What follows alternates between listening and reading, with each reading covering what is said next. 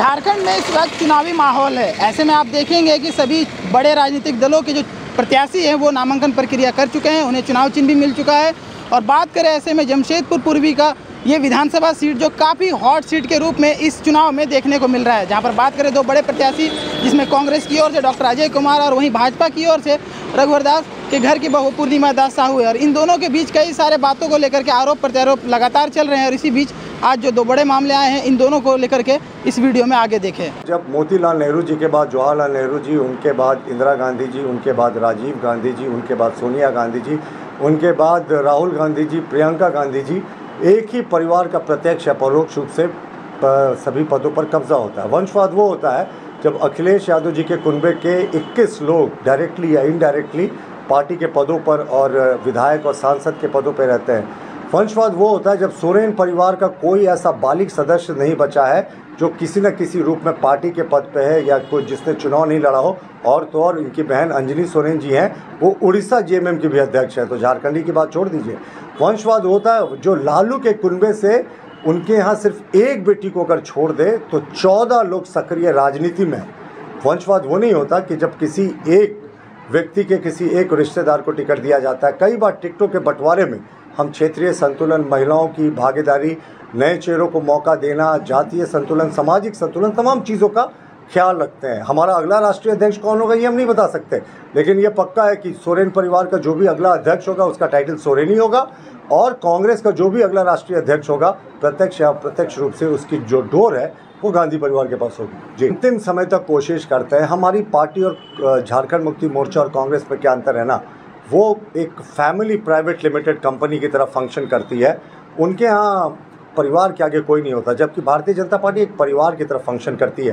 देखिए, हमारे बहुत सारे प्रत्याशी थे जो हमारे परिवार के सदस्य थे जिन्होंने नामांकन किया था। हमने बहुत लोगों से गुजारिश की, उन्होंने नामांकन वापस ले लिया, क्योंकि बड़ा लक्ष्य इस समय है जो हेमंत सोरेन जी की इतिहास, झारखंड के इतिहास की सबसे भ्रष्ट और करप्ट सरकार, उसको हटाना। तो हम तो सबसे अभी भी अपील करेंगे और बड़े हृदय से अपील करेंगे कि परिवार में अगर कुछ आपको कन्फ्यूजन है तो आ जाए, बड़े लक्ष्य के लिए और ध्यान देना चाहिए। की सभा को संबोधित करते हुए उनके लिए इतने घटिया शब्द का प्रयोग किया था जो कांग्रेस की संस्कृति को दिखाता है। कहा था 100% टंच माल है। इसके बाद इरफान अंसारी, झारखंड के माननीय मंत्री, उन्होंने तो सोरेन परिवार की मां समान बड़ी बहू सीता सोरेन जी के लिए रिजेक्टेड माल जैसे शब्दों का प्रयोग किया था। और इनकी यहाँ जो लिस्ट है ये यहीं समाप्त नहीं होती। अरविंद सावंत जो कांग्रेस के एक अलायंस पार्टनर हैं, शिवसेना उद्धव ठाकरे गुट के, उन्होंने शाइना जी के बारे में कह दिया कि इम्पोर्टेड माल है। तो कांग्रेस के लिए उपभोग की वस्तुएं हैं क्या महिलाएं? और अजय कुमार जी ने, हमारे जो कांग्रेस के प्रत्याशी हैं, उन्होंने भारतीय जनता पार्टी के प्रत्याशी पूर्णिमा जी के लिए भी उनकी तुलना कंज्यूमर गुड से कर दी, जैसे कि वो कोई सामान। अब आपको मैं दिखाता हूँ कि महिलाओं के प्रति कांग्रेस की क्या सोच है, बस आप इसे देखें।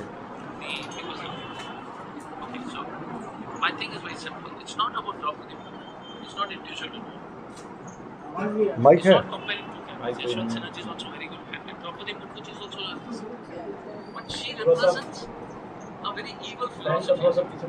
देखिए, ये लाइन आपको सुनना चाहिए फिर से। ये क्या है, मैं इसको पहले बता दे रहा हूँ ये क्या कह रहे हैं। She represents a very evil philosophy of India. ये द्रौपदी मुर्मू जी के लिए उनके विचार है। फिर से सुनिए।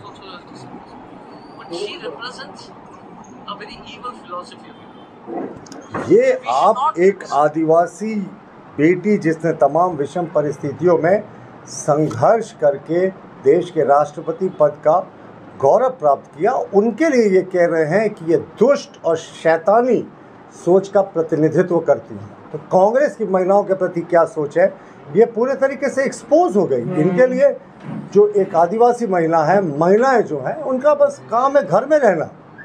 आप कैसे देश की जो प्रथम नागरिक हैं उनके बारे में ये अभद्र टिप्पणी कर सकते हैं कि वो शैतानी सोच, एक दुष्ट सोच का प्रतिनिधित्व करती हैं। और कांग्रेस के राष्ट्रीय नेतृत्व ने अभी तक उनके बयान से किनारा नहीं किया। और ये जिस प्रत्याशी का बयान है वो तो कांग्रेस के राष्ट्रीय प्रवक्ता है, यानी ये कांग्रेस का आधिकारिक बयान है। तो साहब, इनकी कथनी और करनी का अंतर देखिए कि एक तरफ कहते हैं महिलाओं के सम्मान की बात करते हैं, दूसरी तरफ एक आदिवासी बेटी का किस तरीके से इन लोगों ने अपमान किया। मैं आपको एक और फाइनल वीडियो दिखाता हूँ। बोले कि वो तो बहू है, मिलेगी नहीं, तो मिलने के लिए कौन आएगा? क्योंकि बहू तो नहीं मिलेगी ना, कोई भी जाएगा किसी के घर में, बहू थोड़ी निकलती है बाहर। ये आपने सुना ना, ये कांग्रेस का कहना है कि बहू है भाई, बहू घर से कैसे बाहर निकल सकती है।